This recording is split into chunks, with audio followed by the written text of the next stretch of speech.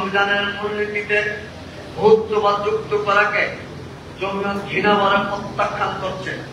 এই প্রস্তাবনা বাতিল করে আল্লাহর উপর পূর্ণ বিশ্বাস ও আস্থা পুনরায় বহন করতে হবে। 4. নারী বিষয়ক সংস্কার কমিশনের প্রস্তাবনা আপত্তিকর ভাবে ধর্মীয় বিধিবিধান, বিশেষ করে ইসলামী উত্তরাধিকার ও পারিবারিক আইনকে নারীর প্রতি বৈষম্যের কারণ বলে উল্লেখ করা হয়েছে। যৌনকর্মীদের শ্রমিকের মর্যাদা প্রদানের কথা বলে আল্লাহর বিধানের সাথে তমাশা করা হয়েছে। ইতিপূর্বে ফেসিবাদী সরকারের আমলে নারী নীতিমালার নামে এসব বিতর্কিত বিষয়গুলোকে বারবার সামনে আনার চেষ্টা করা হয়েছিল, কিন্তু জমিয়তে উলামা ইসলাম সহ ইসলাম প্রিয় জনতার তীব্র প্রতিবাদের কারণে তা বাস্তবায়িত হতে পারেনি। আজকের এই কাউন্সিল অধিবেশন নারী বিষয়ক সংস্কার কমিশনের এই বিতর্কিত প্রস্তাবনা বাতিল সহ পুরো নারী কমিশন বাতিলের জোর দাবি জানাচ্ছে। 5.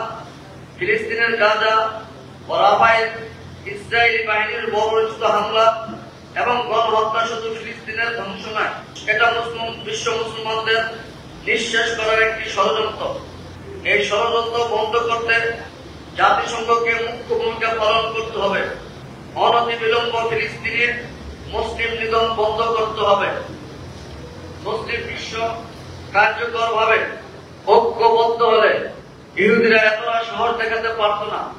সুতরাং বাংলাদেশ সহ মুসলমান প্রধান দেশগুলোকে ফিলিস্তিনিদের জন্য একটি স্বাধীন রাষ্ট্র গঠন এবং নিপীড়িত ফিলিস্তিনিদের প্রতি সংহতি জানানোর পাশাপাশি মুসলিম দেশগুলোর সংগঠন ওআইসি কিংবা আরব লীগকে কার্যকর ভূমিকা পালনের জন্য আজকের এই অধিবেশন জোর দাবি জানাচ্ছে।